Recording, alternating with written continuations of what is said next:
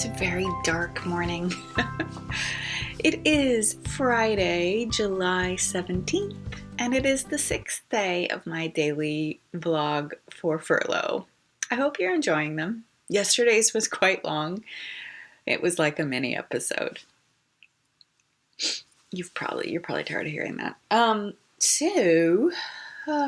Friday. I don't know what I'm going to get up to today. I do have plans to either run or bike ride, depending on the weather. It's raining right now, actually. I just realized. Yeah, I could see the rain. It's very light. It's very light rain. It's really pretty. I like it when it rains. I woke up in the night and I was thinking about this spinning project. And I think I have it figured out. I think I know what I need to do to make it a pretty gradient, the way I want it to come out. So I'm going to work on that. I'll show you more of that later. I'm actually probably going to do that as soon as I'm done with this intro. And I don't know what else I'll be doing. I have, I realized that after I recorded the ending last night, I realized that the baby hat that I'm working on, I did a few more rows. The knit is too tight. It's just too dense. So, and I'm on size 7. So I went to see what needles I have, and I've got some 8s, which is size 7, US size 7, US size 8. So 8s are 5 millimeters. So I've got some 8s that I'm going to give a try with. I also have, the next size up I have is 10. I have 9s, but they're short. They're really short ones, so they won't work. They'll be too short. So I'll see how the 9s work. The 8s work. I may end up with the 10s instead. I'm just not really liking it. The rib is fine. It's just the fabric. This fabric here. It's just too thick. And I want to get the maximum yield too on the yarn. So I'm going to rip it back to the rib and then try again. We'll see how that goes. Yeah. All right. I'm going to just hop to my day and get on with things. And, I need to remember to talk about the grapes. I will talk about the grapes. I'll do that later. Bye. Okay. I think you can see this. This is the way that I think each strand should go. So it's kind of in those rows. So it's making a primarily orange strand, a primarily green strand, and a primarily purpley pink strand. What's missing right now is some undyed merino. I just ordered some on Etsy, so it should be here in the next few days, certainly before I'm done with what I'm currently spinning, I think. But yeah, so the idea is that when I'm doing the 3-ply here, the dark green will be plying with a sort of muddy green. I may change this up. This might end up being white over here. So it'll be like a cream. I actually think that's exactly what I'm going to do. It'll be a cream color with this dark green, with this pond scum green. The pond scum green is going to go into a white, so then it'll be the white with the green over here, and there'll be white here. And then the rest of this will be white as well. Proportionately, this isn't exactly the way it's going to work, but I think at some point these 3 will match up for a very short period of time. But generally what it should give me is this gradient of green to a lighter green, almost into like a brownie color as those 3 kind of go together, and then a purple, then I'll get a primarily pinky purple, and then I'll get primarily orange at the end. That is the plan. I think that's the way to work it, so that is what I was originally thinking, was that there would be a strand of orange, a strand of green, and a strand of purple. But I realized that what you want is for the colors to match across the strands this way. So that is where I'm at. I think finally it'll end with an orange, a white, and a pale pink. I may bounce these pale pinks over there. I have to just see what happens with the calculations, because I've done some gram calculations here. I'll have to just see what happens with the calculations in the when I get the white, and how much white I can end up putting in here and in these sections here. So I may rejigger some of this one here, but I like what's happening here, and I like what's happening there as well. So that is my plan. I hope it works. I will keep you posted for sure. I'll see you later.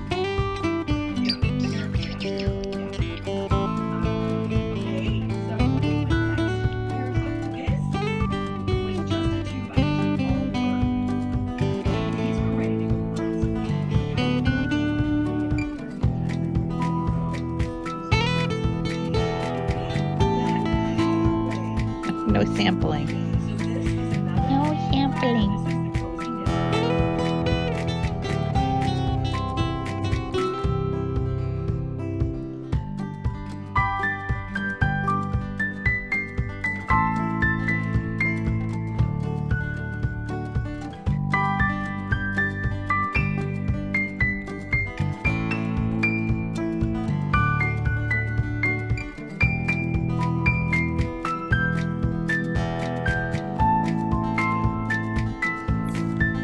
Hi, I'm back from my run and showered. It's kind of funny. I'm outside with Meow Meow, Mr. Meow. There he is, Roo. His name is Roer, which actually means roar in Danish. I'm Danish descent, so that was why I picked that. Anyway, something funny. I went running, and around the time I got back, after I got back, I showered and stuff, but the cat, he knew it was his time to be outside, so he was waiting for me down at by the front door.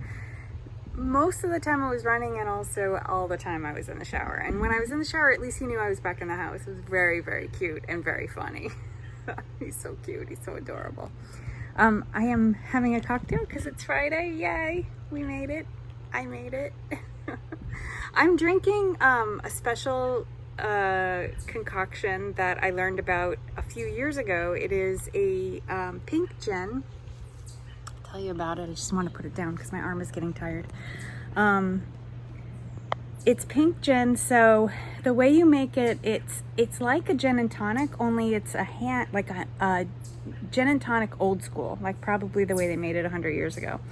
So to get the tonic taste, you use seltzer and a couple dashes of bitters. Now bitters exploded about 10 years ago. Like there was only one type of bitter that you could get. But bitters back 100 years ago, every bar had their own brew of bitters and stuff. And bitters were used for healing, for illness and stuff. They're actually still really good for nausea. But a pink gin differs from a gin and tonic in that the bitters adds the tonic-y flavor. It's not made with quinine like tonic is, but it has that tonic-y flavor. So it's gin, seltzer, you could use club soda if you want, and a dash of bitters. And it could be any flavor you want. My favorite is lavender flavored. It's so good. I also really like anything citrus. So the grapefruit, lemon bitters, orange bitters, all good with me. I have chocolate bitters that are really good in a bourbon drink, but I have not done that in a while. That's more of something that I drink more in the fall and stuff. So I just wanted to share that with you, what my cocktail of choice is. And you can see it's clear. The upside of doing this too is that it's lower calorie if that matters to you. Some people it matters, some people it doesn't. So seltzer is no calories, while tonic has calories, and it also doesn't taste good. I don't like the sugar, the sweetening, yuck. Anyway, hope you are also enjoying a beverage of your choice on this very warm Friday afternoon. See you later. Dinner, a little vegetarian pasta and with chili, ricotta cheese, and a glass of red wine, some Pinot Noir. Should be very delicious together. Hey, happy Friday night. It is tea time. I'm having mint tea. I'm going to watch a movie. So I thought I would just wrap this up for the night. Look, I finished the baby hat.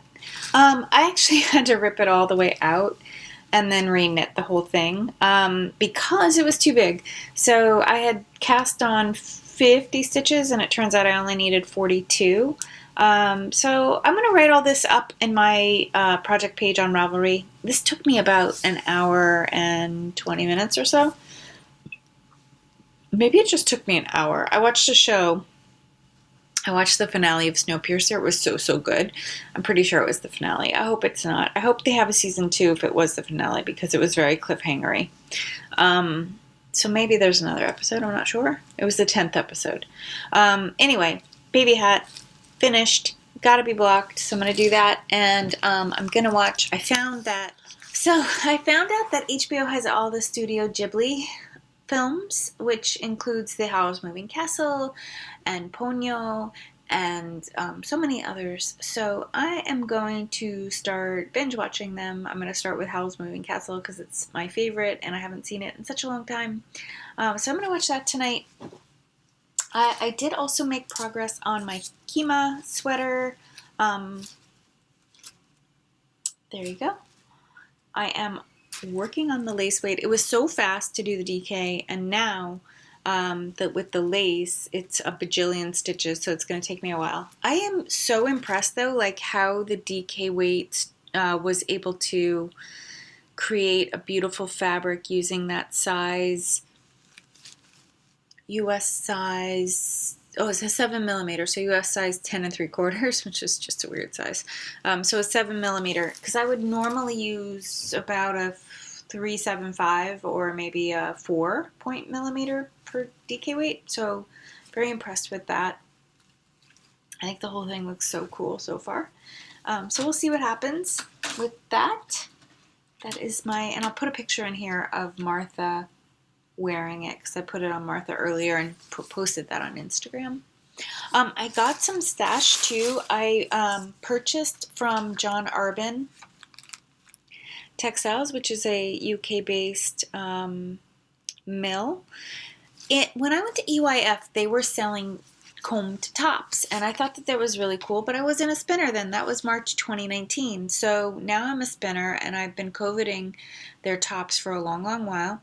And they had a little special, a little sale and show special for a show that they were doing virtually. I want to say it was I think it's on the card. Crinkles, I'm sorry. Woolfest, virtual Woolfest special.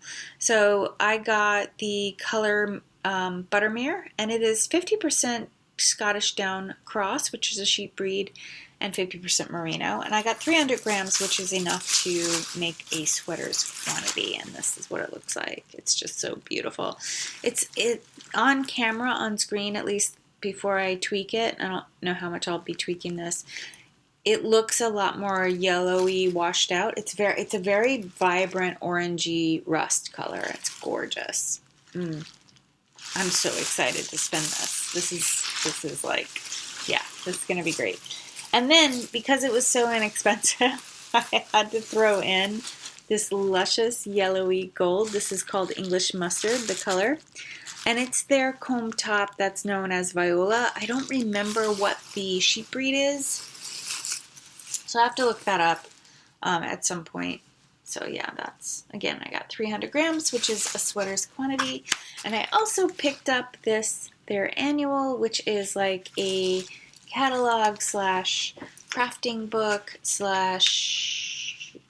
just like all kinds of fun stuff in here. Pictures of their mill, stories of their operation. So that I'm going to take a peek at later today.